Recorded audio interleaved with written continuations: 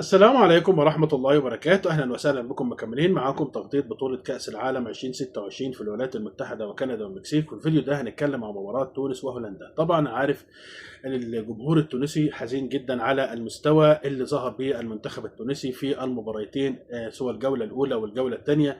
هزيمة في الجولة الأولى من منتخب السويد بنتيجة كبيرة جدا، طبعا بنتيجة 5، وهزيمة طبعا في المباراة الثانية أمام المنتخب الياباني بنتيجة 4. فطبعا هزيمة ما كانش يعني المنتخب، على فكرة المنتخب التونسي من المنتخبات اللي أكتر من المنتخبات في قارة أفريقيا اللي أكتر منتخبات صعدت إلى كأس العالم وأدت أداء مميز جدا، وتصعدت اكتر من 7 مرات كاس العالم. فهي طبعا الاداء وفي تغيير، وفي يعني زي ما بقول كده قماشه جديده من اللعيبه، ففي تغيير لحد ما من اللعيبه. فكل التوفيق ان شاء الله في البطولات القادمه.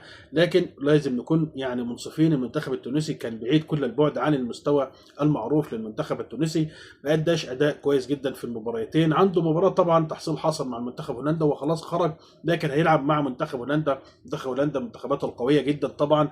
فيا ريت يظهر بمظهر طيب للجمهور التونسي اللي زعلان. وانت عارفين كلنا بنحب تونس والمغرب والجزائر والبلدان دي كلها عزيزه على قلبنا. فمنتخب التونسي او الجمهور التونسي كان زعلان لحد ما ايضا في، او زعلان زعل كبير جدا في المباريات. في المباراه الماضيه يعني المنتخب الياباني صحيح منتخب قوي من قاره اسيا، لكن احنا دايما يعني اكتريه او من قاره افريقيا دايما متغلبه على قارات اسيا بالذات بالنسبه للمنتخبات. لكن منتخب تونس كان بعيد كل البعد، فنتمنى له كل التوفيق فيما هو قادم ان شاء الله تعالى. المباراه هتكون الساعه 2 صباحا بتوقيت مكه المكرمه، هتكون الساعه 12 بتوقيت تونس والمغرب والجزائر. فكل التوفيق لنصور قرطاج ان شاء الله فيما هو قادم، وهارد لك. وان شاء الله حتى لو خرجت من البطوله ما تكونش دي اخره المطاف، وان شاء الله القادم افضل للكره التونسيه. شكرا لحضراتكم، تشوفوا اللايك والاشتراك في القناه. دمتم في امان الله وحفظه. السلام عليكم ورحمه الله.